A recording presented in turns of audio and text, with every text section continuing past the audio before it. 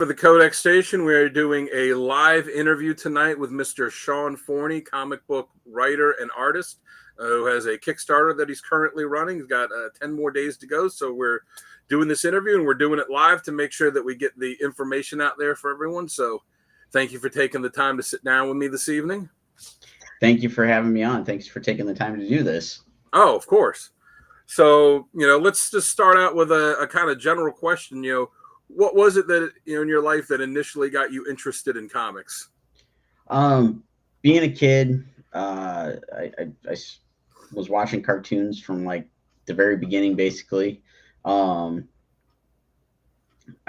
grew up at the right time. He-Man was on TV. Spider-Man, His Amazing Friends, all that kind of stuff that grabbed my attention really quick as a kid. And one time going to the corner drugstore with my dad, I discovered comic books when my dad was looking at like car magazines. They were on the same shelf, the same rack in the drugstore, and I picked up my first comic. It was a Marvel Comics Presents, like a re-release of a earlier Spider-Man issue, and like after I got that, I was hooked. And a little bit later on, when I was, I think, like third, fourth grade, somewhere like that, I, through friends at school, discovered that there was actually a comic book store close by to where we lived, and started a pull list, and then I was definitely hooked from then on. Nice. Yeah, we I think a lot of us got that start where you find one sitting there, then it's you get the one, and then you discover another one. I know for me, like I would get comics when I was a kid, when I would go to air shows and stuff with my dad, and go to antique stores, and my parents would be looking for stuff and be like, oh, look at comics in the in like boxes that they had tucked in the corners, or getting stuff at the grocery store. And like when I discovered there was a store in my town that just sold comics, it was a game changer. Yeah, that's, like I said, that's what definitely got me hooked. I just all hit at the right time, and my parents were supportive of, like, hey, yeah, we can make the weekly or every other week trip to the comic book store, pick up books, that kind of thing. And the same kind of thing. It was like I think there was one corner drugstore that always had some sort of rack of comics, and one of the grocery stores in town for a little while had comics. So it was like anytime we make a trip in there, it'd be like, okay, I'm just gonna get dropped off here, read through some books, and then mom and dad go do the grocery shopping or whatever. Yeah, I used to carry a backpack around with me everywhere I went as a kid, like when I would have to go to the store with my mom, or the mall, or car rides, or anywhere, and just have a stack of like old comic back issues I'd gotten out of these boxes in antique stores. And wherever we went, I was just pulling issues out and reading them. So yeah, anything to keep from being bored while mom is clothes shopping. Yep. I did pretty much the same. There was a lot of times, like growing up, where I would like, my dad owned his own business, so it was like, if there was like a snow day or something like that, it was, I was going off to work with dad, and we'd stop somewhere and like, okay, here, get something to occupy yourself for the day, and grab a comic book or two off the rack, and keep me entertained for a good portion of the day, and then the rest of the day would probably be spent doodling in like a notepad or something that he had laying around. Yeah. So what was it that had you moved from being a comic fan to deciding that you wanted to work professionally in the industry? Along with like reading the comic books, watch cartoons and stuff, I was drawing basically from when I could hold a crayon or whatever. And that was always something I did to kill time, have fun, whatever. And I think it was either seventh or eighth grade, somewhere in junior high, reading Wizard magazine, and they had an article about how you break into the comic industry. And like the light bulb went off of like, ooh, I can do this for a job and get paid to do it, and all these things. And so it was like, that was kind of like where it was like, made the decision, like, okay, I'm going to pursue this. How do I pursue it? Got most of the starting information here. And when I was in high school, I started actually putting together like samples, sending them off, trying to get portfolio reviews and things like that. So what was it? What was your first professional gig in comics? First professional gig was like this really small, like super small press, super independent local creator, and I think he was in the Columbus area. I met him at a Michigan show actually. Showed him my portfolio at the con, and he's like, "Okay, I got all these ideas I want to do." And he's like, "I'll pay you something ridiculously stupid of like maybe $10 a page or something like that to draw a short little story." And so I did. I did. It was an old Jack London story. It was a short story. I'm blanking on the name of it right now, but he had me basically turn that into a comic book. Um, so that was the very first thing I did. All right, and that's seen looking on your website for anybody that wants to check him out online. It's pretty simple. It's SeanForney.com. It's there's a lot of stuff, a lot of stuff to check out. Oh, there's a lot of stuff to check out on there. You got links to your current Kickstarter, which we're going to get into a little bit. You've got link for your art, for commissions, for covers you've done, for all kinds of stuff. Yeah, we tried to cover a little bit of everything on there to give people a sampling of the variety of stuff I've worked on over the years. All right. Oh, looks like we got a question from our own Tim Morse, or a comment. Said, yeah, it's a pleasure to have you on the Codex station. Well, hey, thank you. Thanks for having me and getting this all set up and everything. Yeah. So anyone else out there that's watching, if you have any questions for Sean while we're doing this, go ahead and pop them in the chat, and I'll put them up there for him. So, anyways, I was saying as I looked at your site, I saw a lot of your work. That you've done these covers and pinups for a lot of well-known properties. You did a cover for Vanish. I saw stuff on there for Lady Death, for Vampirilla, for Teenage Mutant Ninja Turtles, Bloodstrike, Pooh Bear, Thundercats. How did all of those gigs come your way? The majority of them came about with working with Murat Michaels. I met him about 10 or so years ago at San Diego Comic-Con. I went to go drop off my portfolio to Rob Liefeld, and Rob had left for the day, and Murat was still at his table, and he was right next to him. And at the time, it was like, oh, I knew they had worked together. And that was about the extent of it. So I just went up and asked if Rob was coming back, if he's gone for the day or whatever. And he was like, yeah, he already took off, whatever. He's like, I don't know, I asked if he could help me with something or something like that. And I said, well, I wanted to drop off portfolio. He was looking for a colorist. I've got samples here. And he's like, well, the same guy that left him left me. Let me see what you got. So I handed over my samples, and he's like, yeah, I've got some stuff for you. And like shortly thereafter, he and I started working together. And now, 10 years later, we've done literally thousands of covers of the various Pooh books with Do You Pooh, All Out Pooh, and the rest of their titles. And through doing the work with him, he is great about anybody that he works with. He will go to bat for you, throw your name out when anybody's looking for somebody. So a lot of the other work that I got, especially like the Lady Death stuff that you mentioned, came through us working together, getting my work in front of Brian Polito. And Brian and I talked again at San Diego Comic-Con a few years ago, and he's like, yeah, I'd like to work with you. And we've had a pretty good run of stuff over the last couple of years doing various covers, and I've been doing their they call them handcrafted covers. Mm-hmm.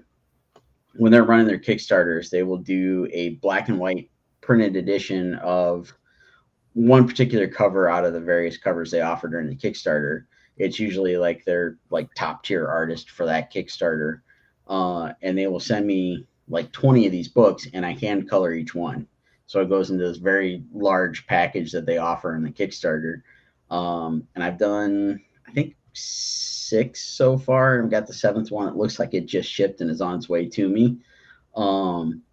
And with some of the other stuff you mentioned, like the Vampirella, Vanish, Thundercats, couple of those were retailer incentive covers that I did for a local retailer, or they were my own retailer incentive cover. I worked with Dynamite to do the Vampirella and the Thundercats because I grew up on Thundercats, and it was like I need to do this. So when the opportunity came up, it was like, yes, I'm going to find a way to make sure this happens. I want to do something with Thundercats. So I did that just very recently. That came out beginning of February, I think.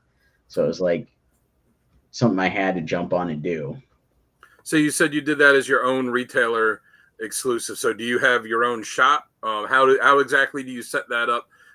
By contacting Dynamite and saying, "Hey, I want to do a variant cover for this book."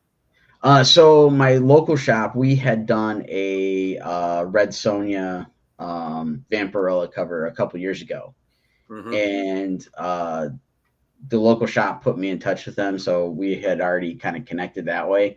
And basically, I saw a couple of my friends were doing the same kind of thing, where it's basically an artist exclusive. You're not going through a shop or going through any other means. It's working directly with them.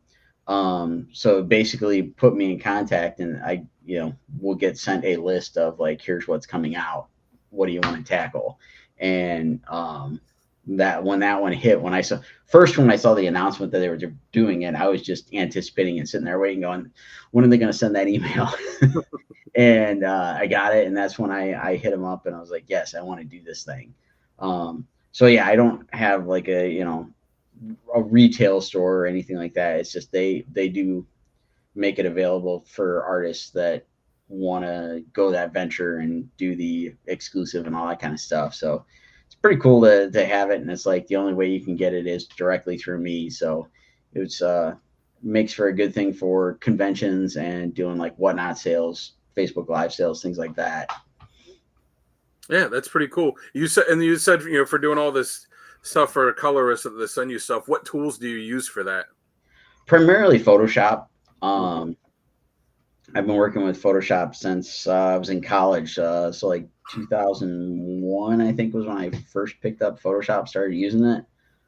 So yeah, like 23 years of trying to figure the ins and outs of using the program and stuff. That's my usual go-to when I'm working on stuff. If I'm like doing a cover, like the Thundercats cover, for example, I go back and forth from digital to traditional tools. So I'll start my layout digitally so I can move stuff around, figure out my layout, get stuff the way I want it. Then I'll do pencils and inks traditionally, typically anyway, and then I'll jump back into using Photoshop. But when I'm drawing, doing sketches, or sometimes I ink digitally, I use combination of Procreate and Clip Studio Paint. So it's bounce around between all of them to get the end product. Cool. And you mentioned having the books that you have with you as con exclusives.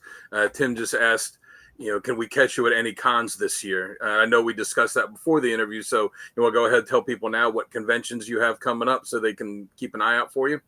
Sure. So I'll be at C2E2 next weekend. It's April 26th to the 28th, I believe, are the dates. Then June, end of May, beginning of June, I'll be at Colossal Con, which is in Sandusky, Ohio. Mid-June, I will be at Garden State Comic Fest in New Jersey. And then in July, I will be at San Diego Comic-Con. I will be in Artist Alley, and somehow we got really lucky. And my wife, who writes and does most of the rest of the work on putting out our Scarlet Huntress book, she will actually be set up in small press. So we'll have 2 locations for folks to come track us down out there. All right. Well, the guy that originally contacted you, Sonny, lives over there, and usually goes to C2E2 each year. So, like Tim said, we'll send Sonny your way. Excellent. It'd be nice to meet you. Here's Sonny himself. So nice.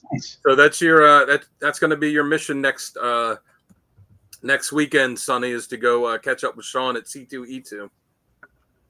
But so what was I gonna say? So you've done your your Kickstarter stuff we're gonna get to in a minute. You've done all this independent stuff. Have you ever tried trying to work for Marvel or DC? Now I saw on your website that you have a lot of the Marvel sketch cards, but have you ever submitted stuff or tried to get any gigs working with Marvel or DC themselves? I did. It's been a while ago. Once I started getting some of the work I've gotten, it's just kind of one of those things that's trying to find time to put the stuff together to go after something like that. In addition to like doing the sketch cards, like you mentioned, I've actually done a Spider-Man children's book. It was back around 2008, 2009. Actually worked on that. And DC, they did a Transmetropolitan thing for Comic Book Legal Defense Fund, I believe it was. So I worked with two friends on it. It was Tim Seeley, I believe, did the layout, and my buddy Josh Metters did like the finishes on a piece, and I did the colors.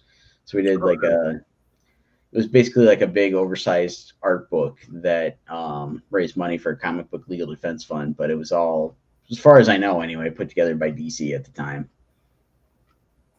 All right. So, we've mentioned the Kickstarter. So, the reason you're on here is to promote your current Kickstarter. So it's for a project called Heroes, Villains, and Cryptids Volume 1. So what can you tell us about that? There's 10 days left to go. So what can you tell us about that book?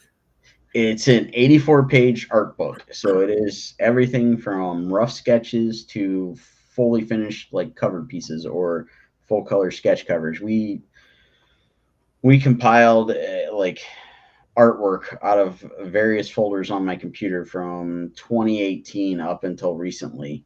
I basically just started pulling files of scans of stuff or finished files of stuff I've worked on, put them all in one giant folder, and then my wife sorted them out that we have enough right now. If this thing goes over well enough, we've got enough to do 3 volumes of this art book. Wow. And one of our stretch goals, actually 2 of the stretch goals, are to add, I think, an additional 6 pages, and it's on there twice. We can end up adding up to 12 pages of this book if we reach those goals. But we've unlocked the bookmark, which has a Mothman illustration on it. The next stretch goal is a book plate, which will be a print of the cover, one of the covers. So we're working on trying to get the word out, try to unlock that goal if we can, and we tried to keep the packages pretty simple. There's a version of each cover available in a different binding, so you got your choice of a perfect bound or square bound, however you want to refer to it, a spiral bound, and then a hardcover. And we decided to leave it up there. It was supposed to be a 72-hour limited thing where you could buy all 3 books and get a discount, which is basically buy 2 get 1 free. But when we set up the timing and stuff, we weren't close enough to the campaign to actually set the end date, so it still kept running. So there's still a few copies left where you can buy it that way. So if you scroll on there and see that deal, take advantage of it if you want all 3 covers. There are 3 different covers, but the interiors are all the same, so everybody knows it's not 3 different books that are available there. And then we also made available our Scarlet Huntress stuff. You can add those on at the add-on stage once you pick your particular pledge level or whatever. I think that covers everything that's in there. Like I said, we tried to make it pretty short and sweet as to what's available. It's like, here's the art book, here's a couple things to add to it, and you're good to go. Nice. I'm on, actually got a tab open here, just looking at it again now. I looked at it earlier. So you've done this is your 6th Kickstarter, and I saw they've all been successful. And and this one, it's already double what your goal was. So what was it that made you decide to go to Kickstarter, to publish your books? When we started out, the first one we did was 2012, I believe. Um, we've been working on our Scarlet Huntress book since 2003, basically. It started off as something I got asked to contribute to an anthology book.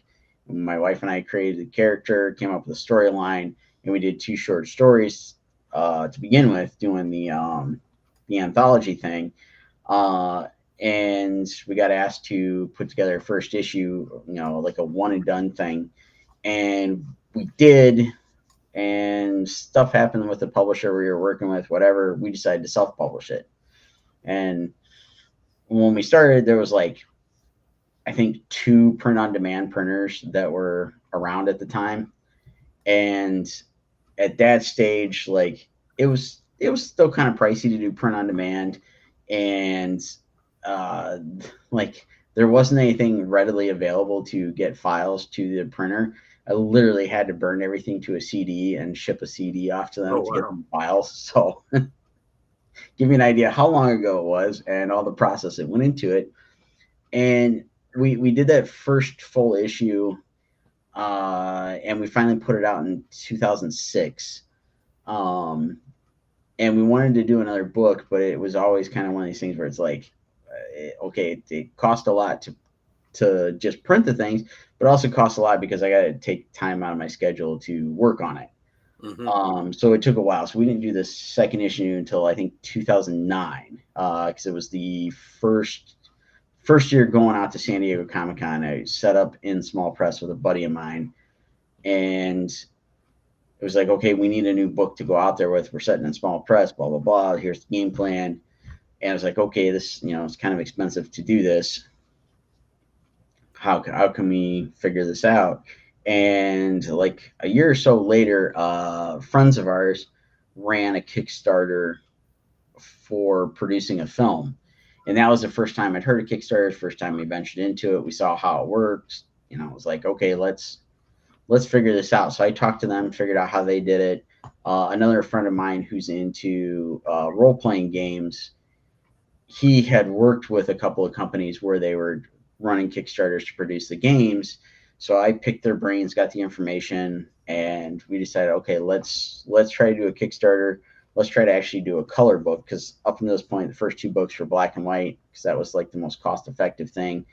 And by this time, in like 2012, there was a few more print on demand printers, and we actually came across some advertising, I think, at a con for Print Ninja, and they were offering actual offset printing at a pretty reasonable price, but you had to order like 1,000 books. Oh. And it was like, well, let's run the Kickstarter to see if we can do that.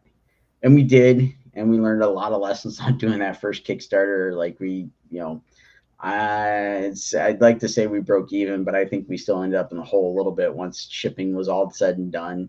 Hmm. We took notes, tried to figure out what to do. We came back to it, and we did a pinup book. I think was our second Kickstarter, and it was same kind of thing, learning curve, trying to figure out the ins and outs to make this thing work, get it figured out. And by the time we went to run the third Kickstarter, which let's see, that would have been 2018 or 2019. I can't remember off the top of my head, but we decided to do the fourth issue of our book. And by that time, we'd figured out a lot of ways to make things more cost effective, figure out the best way to promote it, and all the other things that go with it. And then we kind of got on a roll of like, all right, let's do this. Let's get the book out.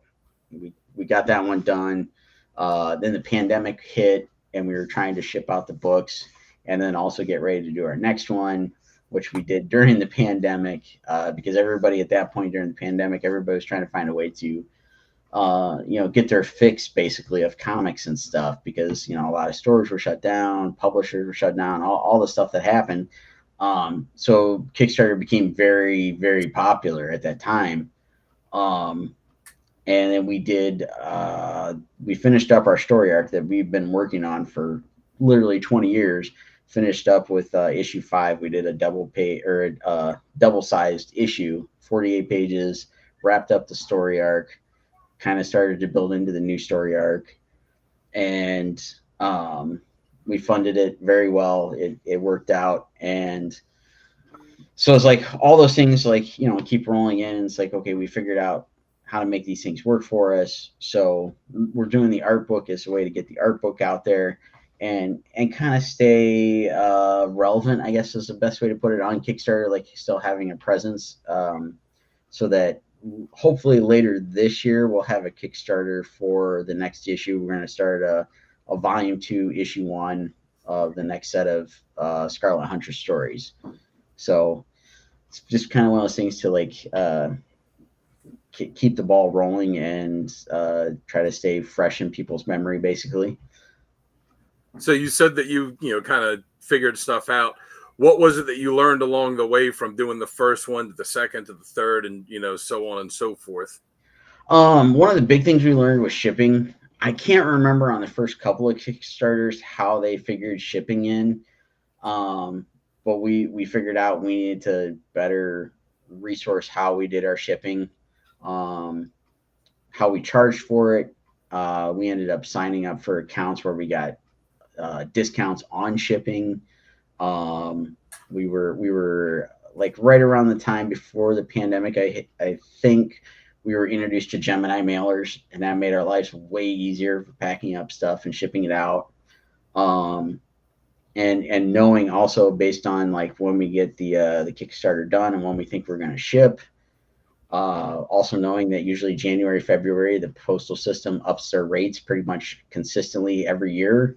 So it's like we kind of got to plan those things into what we're doing, and also figuring out better ways to work in the stretch goals so that we make sure we've got enough funding to cover the stretch goals. That was our first couple of campaigns of running it and trying to figure those out. Those kind of hurt us because we gave them away too soon, basically. And it was like, okay, we're paying more for these than we are anything else. But that was the little hiccups we needed to learn early on. And one of the other things that I've tried to do, and the last couple of them was still working on the book when we were running the Kickstarter, and still having to try to finish it up once the Kickstarter was done running. Just created like more of a workload. So like with this art book, everything is done. It's ready to go to print. Once everything's funded, we just got to send the files off to the printer, wait for the books to arrive, and then we start packing, shipping, doing all that mess. Towards, I think we put a ship date on there of like October or something like that. Our hope is to be able to be done before then, but we were trying to give ourselves some time because of everything else going on work-wise and things like that, so that, you know, everybody hopefully will be waiting in anticipation, but it won't be that long of a wait. So it's one of the things I've tried to figure out, is like make sure that most of the stuff is done, ready to go, so that I'm not, you know, posting on social media nonstop and trying to work on a book and work on other things. Yeah. Yeah, because I've backed, you know, plenty of. I've run some Kickstarters in my time, and I've backed plenty of them. And there are, you know, there are several ones that are years past the point when they were supposed to be delivered for comics, and, you know, still sitting here waiting on them. And, you know, you see the updates, you know, when the creator posts the update, and it's like update 46, and you're like, shouldn't be having 46 updates. Right. That's the thing. It's like we've definitely tried to figure out a best way of doing it and keep people in the loop, and let everybody know what's going on. And you know, we were like a few months behind basically on our last one. So trying to keep that at a minimum of like, can we get it out much closer to our expected date rather than it going over.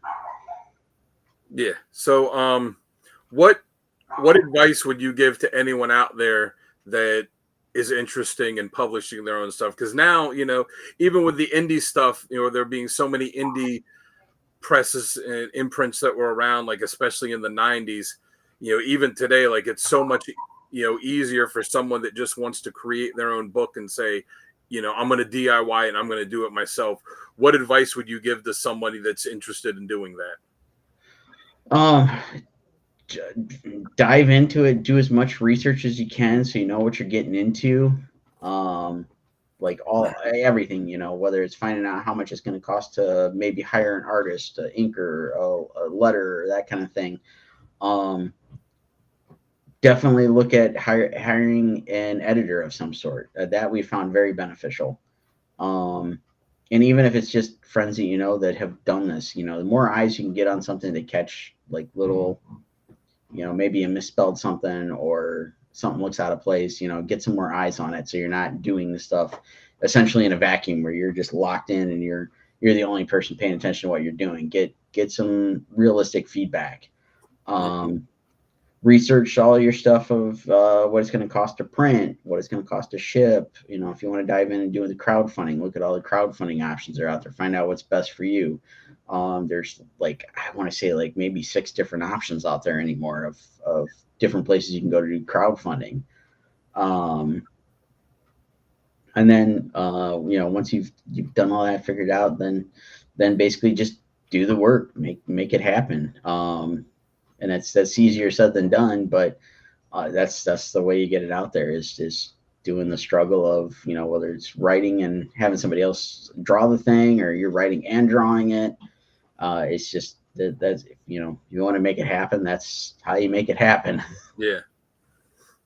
So I saw on your website too, you do commissions. One thing I always like to ask artists is, what's the coolest commission request you've ever gotten to do, and where you see it and you're just like, wow, that's a really cool idea. And what's the weirdest, most bizarre one that you've ever gotten? I don't know that I can say the most bizarre one that I've gotten, but the coolest, I don't know. I've done some pretty fun commissions over the years. One of the ones that seemed to get a lot of interest from everybody online, and I really dug the idea was, and I ended up doing it a couple times because people saw it and I was like, oh, I want to get one. Was a mashup of Spider-Man and Captain America. Okay, yeah, because And they did something like that recently with the What If Miles Morales books. yeah. So this was I want to say, well, this was pre-pandemic when I did the commission, Oh, so it okay. was like 5-6 years ago, whatever. Was like the very first one I got asked to do. I did it on a sketch cover. I came up with my design of here's what I think Peter Parker wearing partial Spider-Man, partial Captain America costume would look like.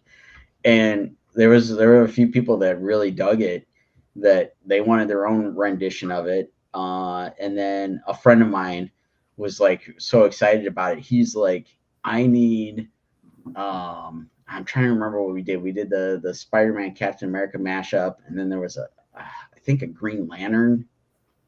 I can't remember. And then he decided, okay, he's like, I want a Venom Yellow Lantern.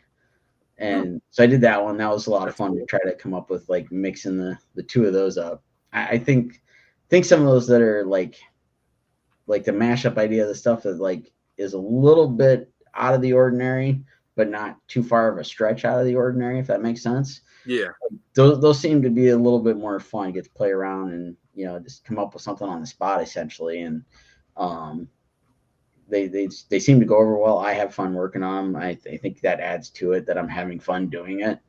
Um, as far as like the weirdest, like craziest stuff I've been asked to do, there's a couple I'd rather not mention that I got asked to do, but um, I do occasionally get kind of the oddball, like what am I trying to think of?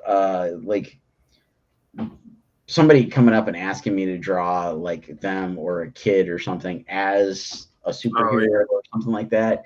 And some of those will get a little off the wall of like what they want, how they want it. Some of them are really cool ideas, but some of them is just kind of like a little out there for me. It's like, I don't know if I want to touch that one.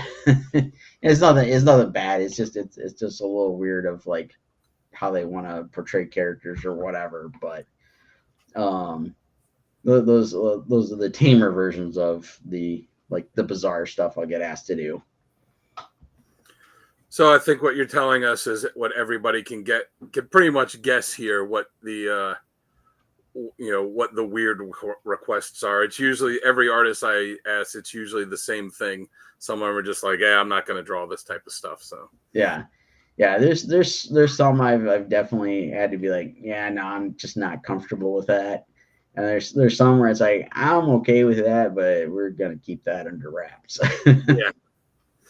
So you've worked on your own creator-owned stuff on this Kickstarter stuff. You've done like I said, a lot of these pinups and coverage for independent stuff.